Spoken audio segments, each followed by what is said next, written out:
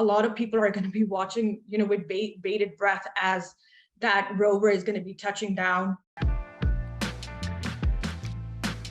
This small rover is a big deal for the Arab world. Built by a team of Emirati engineers, the lunar spacecraft, known as the Rashid rover, will blast off from a spaceport in Florida and touch down on the surface of the moon, a first for the region.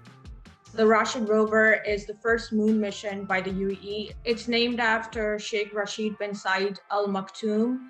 The UAE is currently leading the way in the Arab world when it comes to space exploration, having launched multiple missions already, including the first Arab astronaut to the ISS, the first Mars mission, the Hope probe, which arrived in Mars orbit last year, and now this moon program. The four-wheel rover, weighing only 10 kilograms, was devised by a team from the Mohammed bin Rashid Space Center. They've been working on the mission since 2017 and hope to land it on the side of the moon that faces Earth to study an unexplored region. Its journey won't be easy. The Rashid rover is traveling to the moon on the Hakuto R Mission 1 lander by a Japanese company called iSpace. It's going to launch on a SpaceX Falcon 9 rocket. Lander has a propulsion system that allows it to journey through space and then use that propulsion system to be able to land on the moon. It's going to take approximately 3 months to get there. We have to remember a lot of the moon missions in the past have failed. More than 1/3 of moon missions fail. There have been only 3 countries that have achieved a soft landing on the moon, and that includes the former Soviet Union, the USA, and most recently it was China. Once it arrives on the lunar surface, Rashid's science mission begins. The rover will study the geology of the moon, from rocks to soil and dust.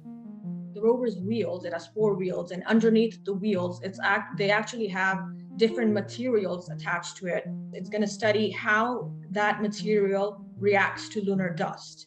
The reason it's doing that is it's going to help future missions sort of create astronaut suits that are protective against lunar dust.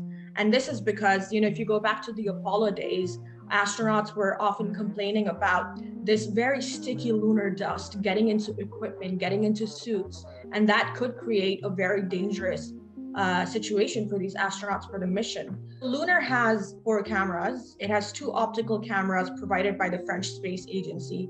That includes a panoramic camera as well as a camera that'll be capturing lunar dust, so the surface. So we can expect a lot of images, science data coming from the rover as well as the lander.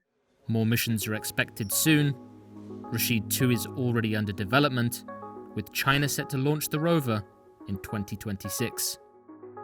I think what it's doing for the Arab world, this region, it's having sort of like a spillover effect.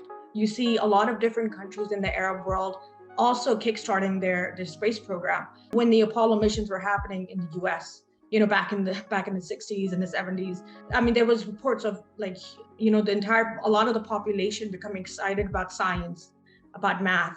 A lot of people went into STEM programs, for example. So we're probably going to see that happening here. A lot of people are going to be watching, with bated breath as that rover is going to be touching down on the surface, and the moment it climbs down that ramp, a lot of people are going to be following that, and especially children. So once they see that happening, I think the excitement of such a daring mission, as well as inspiring them to go into STEM careers. So that's why it's so important for the UAE, but as well as the whole of the Arab world.